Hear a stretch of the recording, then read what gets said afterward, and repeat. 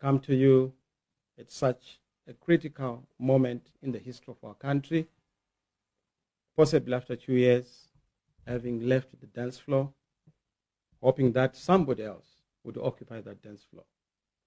But I see there's none who has chosen to occupy the dance floor, and the dance floor is vacant. And I've seen it fit that I'm back on the floor to dance for my nation, to dance for the citizens, and to dance for the future. Our nation faces a pivotal moment and a critical juncture in the history of our country.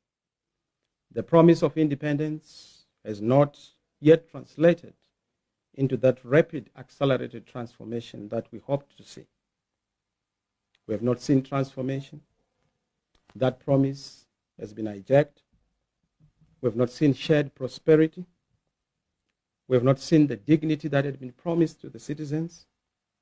We have not seen the sovereignty that the citizens were promised.